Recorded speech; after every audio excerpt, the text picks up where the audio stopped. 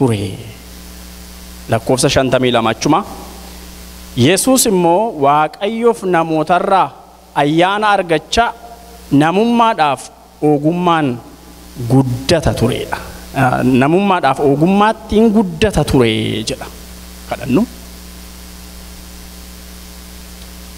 Siyaa galatu araaran nu baay'ate jireenya arganne hin fayyine nama taane karaa kee ol jenne nama taatee dhufte gara biyya lafa ilma Waaqayyoo Iyesuus Kiristoos gooftaa bara bara mootii mootota guddaa guddaarra caaltu nu fayyisu nu barbaacha gadi buute ilma Waaqayyoo teessoo kee irratti si galateeffanna galatoomi maqaa Iyesuus Kiristoosin yaa Waaqayyo Abbaa ilma kee waan nu laatteef si yaa galatu sitti gammanna ulfina si ilaanna sabni siin fayyine du'a keessaa baane waanjoon nurraa cabe sansalati du'aa nurraa ciccite humnan qabu nurratti aboon godhatu nurratti situ aboo isaa harkaa fuudhe situ diina harkaa micciiree nu baase cubbuu harkaa micciirtee nu fuute ilma Waaqayyoo gadi buute gubbaatii gadi buute waaqummaa keerraa gadi buute nu barbaacha dhufte na barbaacha dhufte isa barbaacha dhufte ishee barbaacha dhufte jimilaa duwwaa miti dhuunfaadhaan nu barbaada dhufte ati si galateeffanna Waaqayyo teessoo kee irratti galatoomi waan nu ta'e hundumaaf maqaan kee haa eebbifamu yeroo kana fuula kee dura jirra dubbii kee barbaanna sagalee kee barbaanna maal akkati jechuu barbaadde kutaa kana keessa akka nuu galu qalbii keenya nuu bani yaada keenya nuu saaqi Waaqayyo qalbii ishee waan saaqeef Liidiyaan nu batteedha dubbiin kee maqaa Yesuus Kiristoosin hafuurri kee akka nutti dubbatu qalbiin keenyas akka saaqamu ayyaanni kee akka nu gargaaru kadhadha asitti ulfina kee mul'isi karaa hundumaan nu gargaari hamaa yaada keenya qabu barbaadu nurraa fageessi yeroon keenya nuyis siin akka dhuunfatamnu fedha kee ta'u maqaa Yesuusin ameen. Ardaa guyyaa dhalachuu gooftaa keenya Yesuus Kiristoos itti ayyaaneffanna akkuma kutaa dubbii Waaqayyoo keessaa dubbifataa oolle gooftaa Yesuus Kiristoos nama ta'ee dhalateedha Waaqatu nama ta'ee dhalate. Tarii yeroo waa'ee dhalachuu gooftaa keenya Yesuus Kiristoos har'a ayyaaneffannu waa'ee mucaa kaasuutti baatamu yookaan immoo waa'ee daa'ima xinnoo tokko yaanna yoo ta'e guutummaa ergaa dubbii Waaqayyoo irraa kaanna dhugaadha Yesuus Kiristoos nama ta'e hin fakkaate miti nama ta'e ofiisaati Waaqayyotu garuu Waaqayyo ture inni ofiisaati jedha dubbii Waaqayyoo kanaaf Yesuus Kiristoos dhalatee akka namaatti dhalatee mucaa ta'ee dhalatee dubbii Waaqayyoo iddoo sila dubbifamee Isaayyaas 9:6 duukaa buutaniitti yoo ta'e itti sixxanii mucaan nuuf dhalatee ilmi nuu kennameedha ilmi durumaa ture sagalee ta'ee ture malee mucaan argamnaan argame miti ilmi mucaatu dhalate ilmatu dhalate miti ilmi kennaa ta'ee nuu kenname maqaan Waaqayyoo ulfaatu kanaafi Yesuus Kiristoos waaqa dhugaa fi nama dhugaa isa jedhu konseptii kana walitti qabannee walii wajjiniin adeemsisuu danda'utu nurra jira ayyaana Waaqayyootti guddachuu waan jedhu irrattan dubbadha waa'ee dhaloota gooftaa keenya Yesuus Kiristoos miti mata dureen koo har'a ayyaana Waaqayyootti guddachuu iddoo sila dubbifanne macaafa Saamu'eel isa duraa boqonnaa 3 lakkoofsa 19 akkasuma boqonnaa 2 lakkoofsa 26 achuma boqonnaa 2 lakkoofsa 21 irratti jecha wal fakkaatutu jira waa'ee guddachuu kan argisiisu Saamu'eel mucichi Waaqayyoo fi namootarraa ayyaana argachaa namummaadhaan guddachaa adeemeedha maqaan Waaqayyoo ulfaatu guddachaa adeemeedha barri Saamu'eel itti guddachaa adeeme ayyaana Waaqayyootti namootarraas ayyaana argachaa waaqayyottis hojii waaqayyottis barri inni itti guddachaa adeeme bara guddinaaf haalli mijataa miti. Bara karaa waaqayyoo irra guddachuudhaaf karaan qulqullaa'aa yookaan wal qixxaataa ture miti. Yerootti ijoolleen lubicha Eelii mana qulqullummaa waaqayyoo koseessan, xureessan, balleessan keessa Haannaan mucaa dhabaan argatte galii goote mana waaqayyootti laatte Saamu'eeliin. Saamu'eel kun haaluma kana keessatti waaqayyootti guddata ayyaana waaqayyootti. Dubbii waaqayyootti, hojii waaqayyootti guddata tureedha. Maqaan waaqayyoo ulfaatu. Waaqayyoo nuti ijoolleensa akka guddannu hin barbaada, hin jaallatas. Nuti ijoolleensa akka guddannu jaallata, hin barbaadas. Maqaan waaqayyoo ulfaatu. Guddinni namoota dabalatee wantoota lubbuu qabu hundumaa fi seera uumamaati. Seera uumamaati. Biqiltoota haa ta'uu, uumama lafarra jiru hunduma warra lubbuu qabaachuudhaan uumaman waaqayyo akka isaan guddataniif dizaayinii godhee akka kanatti tolchee uume. Kanaaf guddinni waan eegamuudha. Lubbuu qabataanaan waan guddatu godhee uume waaqayyo. Galanni bara baraa isaaf haa ta'u. Mucaa dhalate yookaan dhalatte tokkoo fi guddinni expectedidha, waan eegamuudha, dingata miti. Raajiitu ta'e jechuu miti. Yeroo namni guddatu yookaan yeroo wanti dhalate guddatu waaqayyotu akkasitti tolchee uume. Maqaan isaa bara baraan ulfaatu. Yesuus Kiristoos irraa waan hunduma isaa irraa baranna nuti. Yesuus Kiristoos karaa hunduma barsiisaa keenya. Inni gooftaa keenya. Inni fayyisaa keenya. Inni jiraachisaa keenya. Inni jireenya keenyas.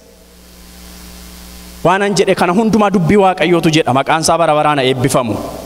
Egaa Kiristoos Yesuus irraa baranna jechuudha. Waan hunduma waan jireenyaaf nuuf ta'u nuti kiristiyaanonni isarraa baranna. Luqaas iddoo sila dubbifne boqonnaa 2:40 irratti mucichi immoo jedha. Mucichi inni jedhu sun pronaawuniin sun Yesuus Kiristoosin argisiisa. Waa'ee isaa dubbataa dhufe.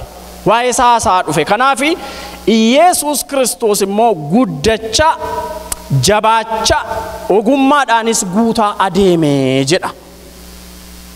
Guddacha, jabaacha jechuun dandeessu kan guddacha, jabaacha, ogummaadhaanis guutaa adeemedha. Maqaan waaqayyoo kan eebbifame haa ta'u. Eenyutu? Yesuus Kiristoos mucichatu. Kanaaf ayyaanni waaqayyoos immoo isarra tureedha. Ayyaanni waaqayyoos isarra tureedha. Ayyaanni waaqayyoos isinirra haa turu. Ayyaanni waaqayyoo isinirra haa turu bara baraan. Ayyaanni nu ittiin fayyine, ittiin fayyuu duwwaa miti, ittiin jiraachuudhaaf, itti guddachuudhaafis ayyaana nuuf kennameedha. Kanaaf mucicha Yesuus Kiristoos irra ayyaana waaqayyootu irra tureedha. Ayyaana waaqayyootu irra ture. Nurraan deemin ayyaanni waaqayyoo nurra haa jiraatu akka itti guddannuuf. Ayyaana waaqayyootti guddachuu mata duree jedhuudha. Kutaan koo yookaan waan an irratti xiyyeeffadhu waan adda addaa yoon tuqee isa kana hin dagatina. Ayyaana waaqayyootti guddachuudha. Ayyaanni waaqayyoo yoo namarra jiraate namni ayyaana waaqayyootti guddata. Ayyaana waaqayyootiin nama fayyatu ayyaana waaqayyootti guddata. Maaliif dubbiin waaqayyoo Efesoon boqonnaa 2:8-9 irratti isin ayyaana waaqayyoon fayyifamtan jedha. Ayyaanni kun isa waaqayyo tola ilma isaa Yesuus Kiristoosiin nu badhaaseedha. Kennaa tola waan nu immoo argachuudhaaf hin malle isa waaqayyo nuuf kenneedha ayyaanni waaqayyo. Ayyaanni kun nama dhiisee deemnaan namni muka gogaa ta'a. Ayyaanni kun namarra hin jiru taanaan reeffa namaatu sossoqossa jechuudha. Ayyaanni kun namarra jiraachuutu irra jira. Keessumaa kiristiyaanota warra Yesuus Kiristoosiin fayyirra ayyaanni waaqayyoo jiraachuutu irra jiraata. Guddinaaf, adeemsaaf, galma ga'uudhaaf, ka'umsa bareedaa duwwaatu hin ta'in dhuma bareedaa qabaachuudhaaf ayyaanni waaqayyoo nurra haa jiraatu bara baraan. Yaadattu dubbiin waaqayyoo waan inni jedhu waa'ee Saamsoon. Saamsoon erga gowwoomfamee mataansaa daabeensaa torbanurraa haadamee akkuma isaa durii utaalee ka'uudhaaf yaaleedha. Abboota Firdii boqonnaa 16 keessatti fakkaata. Akkuma isaa durii utaalee diinota isaa warra Filisxeemiin kukkutuudhaaf ka'eedha. Akka ayyaanni Waaqayyoo irraa sokkeen beeku tureedha. Achitti ayyaanni kakuu moofaa keessatti heddumminaan hin caqafamne, humni Waaqayyoo akka sarra ture hin barrennedha. Inni garuu irraa haadamee erga inni sokkee utaaleen kaa'e yeroo hin dadhabeedha. Ayyaanni Waaqayyoo hamma namarra jirutti humni nama keessa jira. Ayyaanni Waaqayyoo hamma nurra jirutti jajjaboodha. Nurraa kan ka'e utuu hin ta'in sababa kennaa tola ayyaana Waaqayyoo sanu jiraachisee, isa nu fayyisee, isa nu wajjiniin itti fufu sanaati. Kanaaf ayyaana Waaqayyootu sarra tureedha Yesuus Kiristoos irra. Kanaaf Yesuus immoo Waaqayyoof namootarraa ayyaana argachaa namummaadhaaf ogummaatti guddata tureedha. Hin guddata tureedha. Hin guddata tureedha. Prosesii nama ta'ee dhalachuu akkasumas guddachuu keessa darbe Yesuus Kiristoos ilmi Waaqayyo. Skippiin goone irraan utaalle. Waan namni yookaan mucaan tokko dhalattee garaa keessaa baatee dhalattee ta'uun irra jiru hundumaa ta'e Yesuus Kiristoos. Fakkaatti miti yookaan immoo fakkeenya miti, dhugaadhumaan ta'e. Yeroo baay'ee hin dubbifna dubbii Waaqayyoo, hin dhageenyas, itti yaadaa dubbisaa, itti yaadaa dhaga'uun baay'ee barbaachisaadha. Prosesii kana keessa darbe ilmi Waaqayyoo Yesuus Kiristoos. Prosesii dhalachuu keessa, nama ta'ee dhalachuu keessa, guddachuu keessa, hunduma isaa keessa darbe. Dhalli namaa kan itti hirmaate hunda keessa waan tokko duwwaan hirmaanne Yesuus. Cubbuu hin hirmaanne. Cubbuun isa hin beeku tureedha. Cubbuun hin barre Yesuus Kiristoosiin. Innis cubbuu hin barre, waliin beekan cubbuu wajjin. Cubbuu beekuu dhabuurraa kan hafe Yesuus Kiristoos nama guutuu ta'e. Maqaan isaa bara baraan ulfaatu. Nama guutuu jechuun nama nuyi arginu kana, nama akka koo kana, nama akka keessan kana ta'e jechuudha Yesuus. Itti hir'ate jechuu koo miti guutuu yeroon jedhe. Nama sirri namuma foon uffatee ta'e jechuudha. Maqaan isaa bara baraan ulfaatu. Waaqayyoo seera uumamaa boqonnaa 3 lakkoofsa 14-15 irratti murtoo kakuu of keessaa qabu dabarse. Seera uumamaa boqonnaa 3 namoota yeroo sana turan hin beektu, taate yeroo sana ta'e si yaadattu. Seera uumamaa keessatti murtoo kakuu of keessaa qabu dabarse. Seera uumamaa 3:14 mata dureemti isaayyuu murtoo Waaqayyoo dabarseedha. Murtoo sana keessa garuu kakuu dhokataa, kakuu Waaqayyoo waggaa hedduu booddee biyya lafaa irratti mul'isutu caafamee jira. Murtoowwan daddarban sana keessaa Waaqayyo maal jedhee, sanyii keef sanyii ishee gidduun diinummaa buusa jedhe bofaan. Jalqaba irratti murtoon irratti dabarse abaaramaa ta'edhe, kana booddee garaadhaan lafarra loota jedhe, biyyoo nyaatta bara kee hundumaa jedhe murtoo irratti dabarse bofarratti. Dubartittii irrattis murtoo godheera, namicha irrattis murtoo godheera. Garuu kakuu dhokataan achi keessa jiru sanyii keef sanyii ishee gidduun diinummaa kaa'a jedheeti, inni isheerraa dhalatu mataa kee buruqsa jedhe. Sanyiin isheerraa dhufu mataa kee buruqsa jedhe. Eewun jedhe Hewaanitti dubbate. Hewaanitti dubbate waa'ee Qaayeliif waa'ee Abeelaasaa miti. Ijoolleen Addaam warri jalqabaa yookaan warri Hewaan deessee Abeeliif Qaayel jedhamu. Waa'ee isaanii miti waan inni haasa'u. Waa'ee tokkicha ilma isaa Yesuus Kiristoos isa har'a waa'ee isaa ayyaaneffannuuti. Waa'ee ilma Waaqayyoo isa durumaan Waaqa tureeti. Hin dhufa mataa kee buruqsa isheerraa dhalata garuu sanyii ishee irraa dhufa jedhe. Sanyii keef sanyii ishee gidduudha. Maqaan Waaqayyoo bara baraan ulfaatu. Kanaaf ilmi Waaqayyoo hin dhufe akka Waaqayyoo jedhe inni Waaqayyoo jedhe hin oolu, karaatti nafu hin dhufe. kakuusaa jabeessaa, kakuusaa haaressaa, ergaa isaa namoota isaatti mirkaneessaa. Keessumaa Isaayyaas boqonnaa 7 lakkoofsa 14 irratti afaan raajichaatiin kakuusaa kan jabeessu mallattoo kennaa. Dhalate ilmi Waaqayyoo Yesuus Kiristoos. Maal jedhee Isaayyaas 7:14 irratti Waaqayyo Isaayyaasin gara mooticha Ahaazitti ergeedha. Boqonnaa 7 keessa Isaayyaas gara Ahaazitti ergee hin sodaatin loltoota warra sitti dhufuuf jedhan kana an argeera, waan isaan mari'atanis dhagayeeraati, hin sodaatin ati hin raafamin. Sooriyaa fi Samaariyaa maal akka isaan mari'atanii hin balleessina Yihuudaa mootii kan biraa irratti moosifna, mootii kanas hin balleessina jedhanii waan isaan mari'atan dhagayeeraati. Ati garuu hin sodaatinii jedhee Isaayyaas raajicha Ahaazitti ergeedha duraan dursa. Utuu isaan raafamanii sagalee lolaa oduu kana dhaga'ee utuu Ahaaz raafamuu, sabnis utuu raafamuu Waaqayyo Isaayyaasin ergeedha raajicha. Hin sodaatin, isaanoo akka gufuu aartee badduuti hin sodaatin ittiin jedheedha Ahaaz mootichaan. Ammas ati milikkita Waaqayyoon gaafadhu, Waaqayyoorraa kadhadhu, milikkita Waaqayyoo gaafadhu ittiin jedheedha Isaayyaas Ahaaziin. Gara lakkoofsa 10:11 keessatti Isaayyaas boqonnaa 7. Milikkita gaafadhu, baay'eeyyuu fagaatu, oluu fagaatu, gaduu fagaatu, Waaqayyoon Waaqa kee milikkita kadhadhu ittiin jedheedha. Ahaaz garuu lakki anoo Waaqayyoon rakkisuun barbaadu hin gaafadhu milikkita jedheedha. Hin barbaadu milikkita Waaqayyoon rakkisuun barbaadu jedheedha. Isa booddee Isaayyaas maal jedhee? Egaa Waaqayyo ofii isaatii milikkita kenna jedhe. Maqaan Waaqayyoo bara baraan ulfaatu. Milikkita kenna ofiidhuma isaatii Waaqayyo, kunoo durbatu ulfaa'e. Maqaan Waaqayyoo haa ulfaatu. Taatee yeroo sana ta'e keessatti qabama yaanni nama. Waa'ee yeroo sanaa duwwaa yaada Ahaaz. Waaqayyo garuu kakuusaa yaadachiisuu barbaada saba isaa. Kakuusaa harkaan qabachiisuu barbaada Waaqayyo. Kakuunsaa maal akka ta'e sabni isaa akka hubatu barbaada. Egaa milikkita ofii isaatii kenna Waaqayyo, kunoo durbatu ulfaa'e lakkoofsa 14 irraa. Maqaan Waaqayyoo kan ulfaate haa ta'u.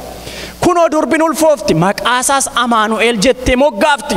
Kunoo milikkinni inni Waaqayyo haasa'u isa kana jedhe. Mallattoonni Waaqayyo si barsiisuu barbaadu isa kana.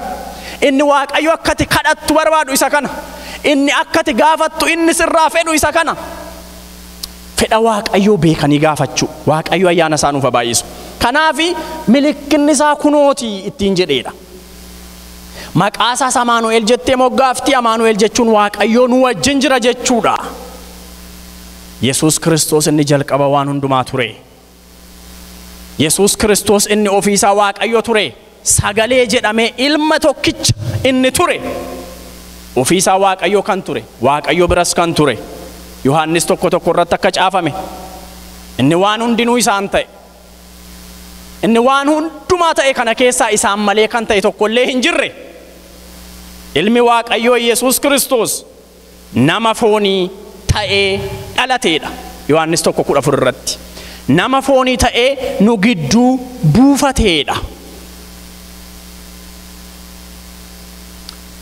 Kanaafi hin dhalate, hin guddates, guddataa adeemes, ayyaana argachaa adeemeedha.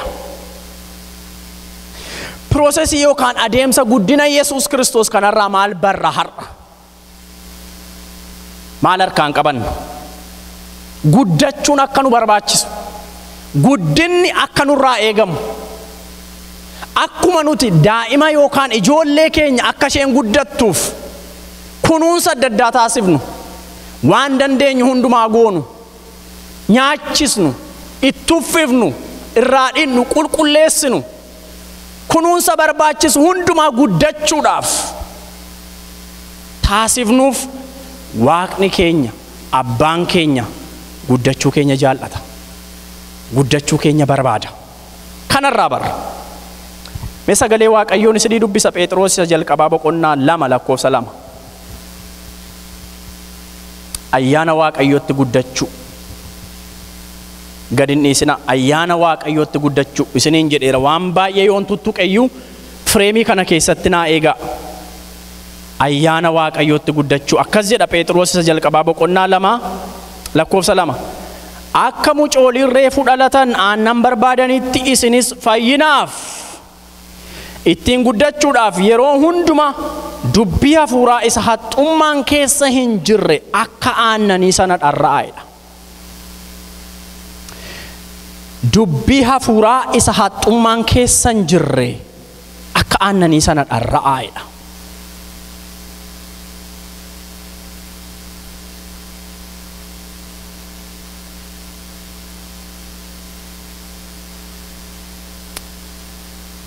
Guddachuun akka nu barbaachisu.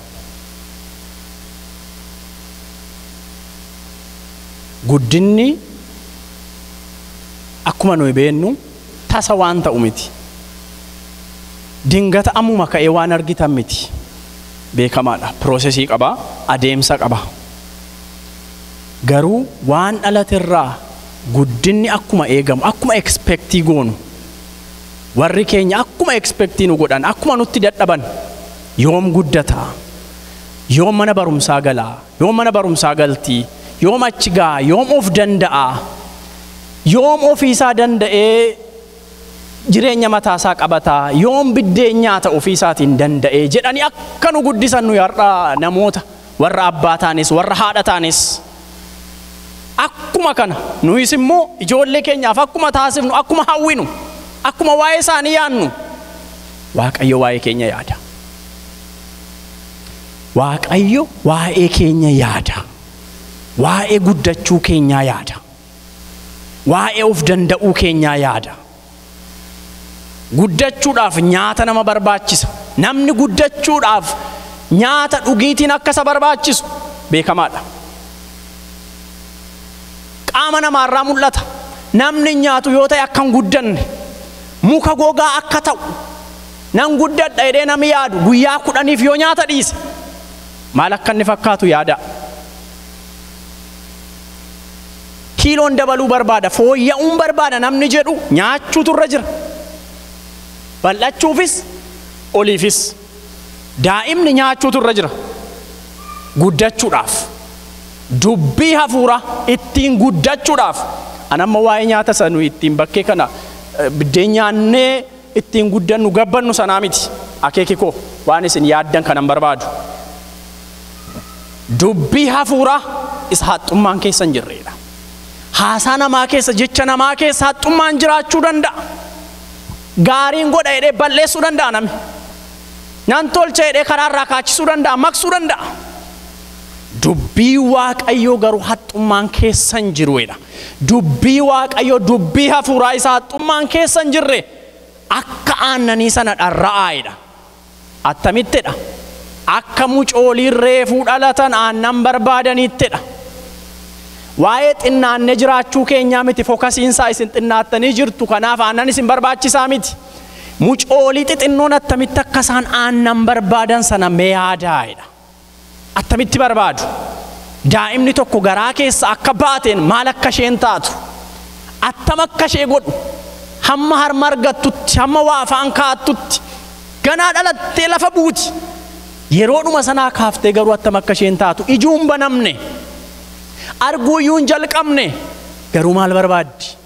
Harma haadhaa barbaaddi. Ijin argu afaaniin barbaaddi. Mataa raasaa barbaaddi. Akka mucoolii sanattiidha. Akka mucooliin reefuu dhalatan aannan barbaadanitti dubbii Waaqayyoo dubbii hafuuraa isa haxxummaan keessa hin jirre maaliif? Fayyinaaf. An fookasiin koo garuu ittiin guddachuudhaaf kan nu ittiin fayyine sisuma. Dubbii Waaqayyoo dhaga'uudhaan fayyine. Isa fayyine, isa amanneet ittiin fayyine. Kanaaf ittiin guddachuudhaaf isa akka aannanii sana dharra'aadha. Hin dharra'ama, hin barbaadama. Dheebodhaa barbaadaadha. Har'a waa'ee jireenya hafuuraa keenyaati kan inni akka nu irratti xiyyeeffannu barbaadu dubbii Waaqayyoo. Keessa keenya, namummaa keenya isa keessa. Sagalee Waaqayyoo Qorontoos isa jalqabaa boqonnaa 13 lakkoofsa 16 irratti dammaqaa amantiitti cimaatii dhaabadhaa. Ija jabeeyyiidhaaf jajjaboo ta'aadha. Ija jabeeyyiif jajjaboo ta'aadha. Hin lallaafinaadha. raafamtuun ta'inaa cimaatii dhaabadhaa. Maaltu nama cimsa? Maaltu nama dhaaba? Maaltu jabeessa nama godha? Jajjabaa maaltu nama godha? Wanti kan biraan hin jiru. Ayyaana Waaqayyoo dubbii hafuuraa isa haxxummaan keessa hin jirre kanadha. Sagalee Waaqayyooti barbaadaa dharra'aadha. Efesoon boqonnaa 3 lakkoofsa 16 isinii dubbisame. Efesoon boqonnaa 3 lakkoofsa 16 irraati akkas jedha. Waa'ee namummaa keenya isa keessaa, waa'ee jireenya keenya isa hafuuraa irratti akka xiyyeeffannu kan nu godhu.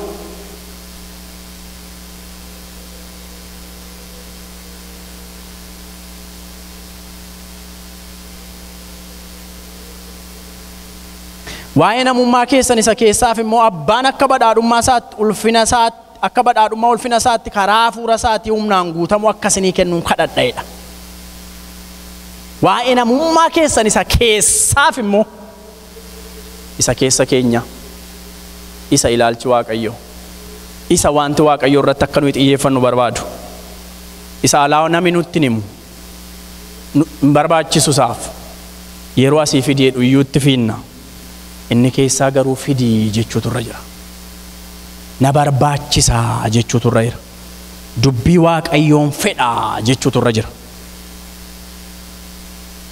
Kunis immoo hin mul'ata. Guddinni hin mul'ata. Ayyaana Waaqayyootti guddachuu hin mul'ata. Hin argama karaa adda addaa. Guddinni hin dhokatu. Gooftaan Yesuus akka jedhe Wangeela Maatewos boqonnaa 5 lakkoofsa 14 irratti mandarri tulluu gubbaa irratti ijaaramte dhokachuu hin dandeessu jedhe. Dhokachuu hin danda'u. Mandarri tulluu gubbaa irratti ijaarame dhokachuu hin danda'u jedhe. Maqaan Waaqayyoo ulfaatu. Isaayyaas boqonnaa 2 irratti immoo sagalee Waaqayyoo maal jedhaa? Tulluu inni manni qulqullummaa irratti ijaarame tulloota hundumaa gararraatti mul'ata jedhe. Tulluun inni manni qulqullummaa Waaqayyoo irratti ijaarame tulloota hundumaa gararraatti argamaa jedhe. Waa'ee mana qulqullummaa isa kakuu moofaa keessaa yaadna miti gaamma.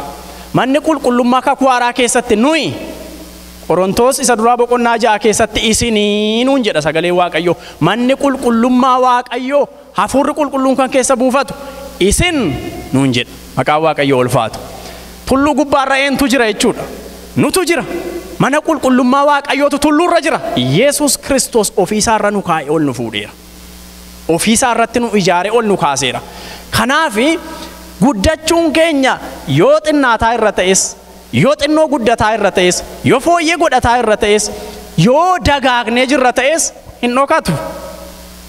Dhokachuu hin danda'u jedhe Yesuus Kiristoos. Hin argama jedhe. Maqaan Waaqayyoo bara baraan ulfaatu.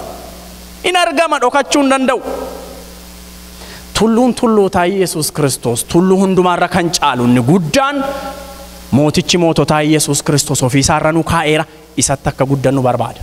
Ayyaana isaatiin akka guddannu barbaada. Ayyaanichatti akka guddannu barbaada. Maqaan Waaqayyoo ulfaatu.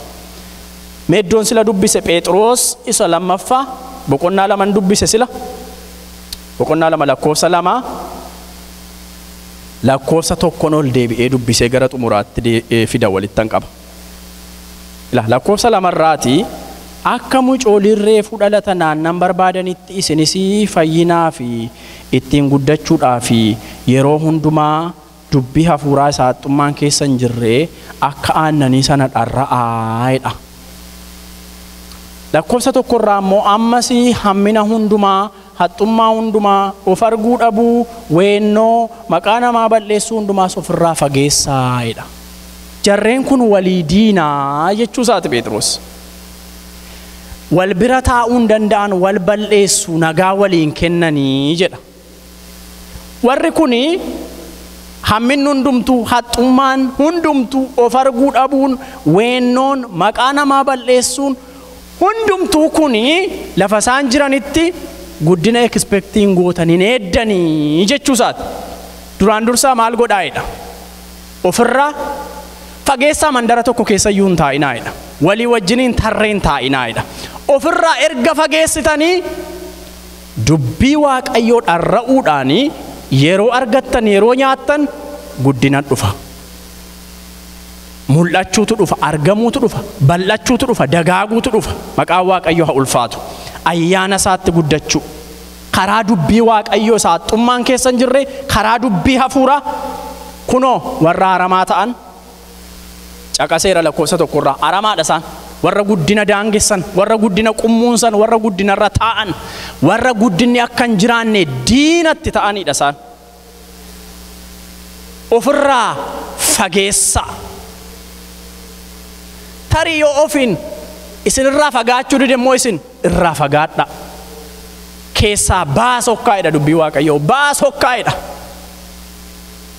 irraa fagaachuudhaan isa kanatti immoo dhiyaachuudhaan dubbii waaqayyoo nyaachaa ayyaana isaatti guddachaa akka nu itti fufnu barbaada waaqayyo kana jaallata waaqayyo saba waaqayyoo of hin dagatinaa iji waaqayyoo nurra jira iji waaqayyoo nurra jira of hin dagatinaa tasuma waaqayyo fuula isaa nutti deeffatee jira waa malee sagaleen waaqayyoo dubbataman se'inaa waaqayyo karaa tokko karaa lama dubbatedha dubbii waaqayyo namni garuu hin hubatudha namni waan hamaa ta'eef hubachuu dadhaba miti yaa firoota koo yookaan immoo dadhabinuma waan qabuuf hubachuu dadhaba miti sagalee waaqayyo dubbiin waaqayyoo kun gad fagoodha bal'aadha gadi fagoo ol fagoo bal'aadha hubachuudhaaf baay'ee cimaadha ayyaanni waaqayyoo garuu nama gargaara hafuurri qulqulluun garuu nama gargaara akka isatti guddannuuf akka isaa wajjin walii galluuf akka isa dharraanuuf waaqayyo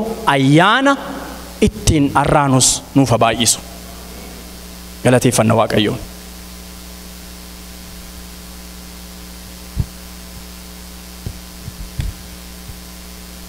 haleluuyaa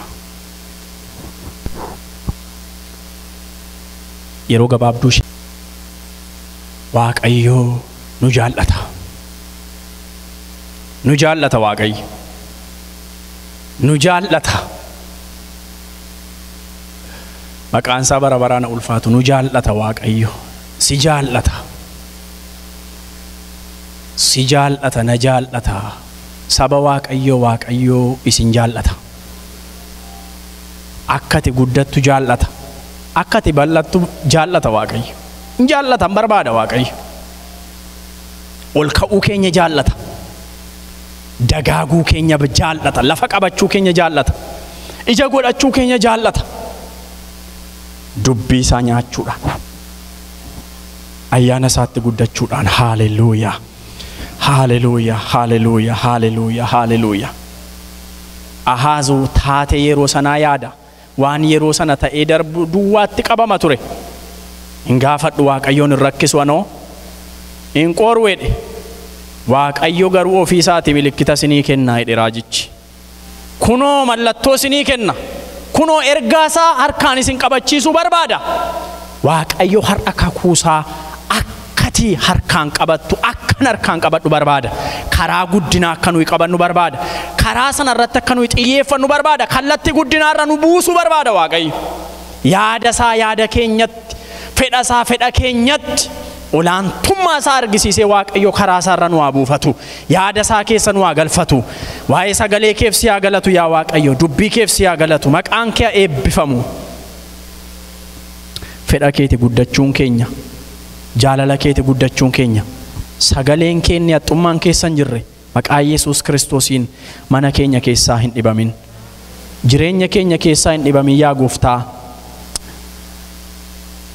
akka badhaadhummaa isaatti dubbiin Kiristoosiin keessaa jiraatu jedhe garbichi kee nu keessan jiru yoo ta'e lafa funnu hin qabnu nu keessan jiru yoo ta'e waan dubbannu hin qabnu nu keessan jiru yoo ta'e waan guddannu hin qabnu hin nyaanne yoo ta'e namni akka guddachuudhaaf hin abdachiifne yaa waaqayyo sagaleen kee nama keessa yoo jiraate dubbiin kee nama keessa yoo jiraate akka badhaadhummaa Kiristoos Yesuusitti bakkeetti mul'ata bal'achuutu argama guddachuutu argama dhokachuu immoo hin dandeessan jette ati yoo huqqannes hin argamna yoo furdannes yoo gabbannes yoo nutti toles hin argamna yaa Yesuus Kiristoos hin argamna mul'anna maqaa Yesuus Kiristoosiin guddachuun keenya haa argamu malee bal'achuun keenya haa argamu malee lafa qabachuun keenya haa argamu malee hir'ina keenya diinni qaawwa keenya diinni yaa waaqayyo xinnaachuu keenya diinni hin ilaalin ayyaana keetti nu guddisi hafuura qulqullu jireenya keenya dammaqsi sagalee kee kanaan si galateeffannaa galatoomi maqaan kee bara baraan haa eebbifamu maqaa Yesuusiin Ameen.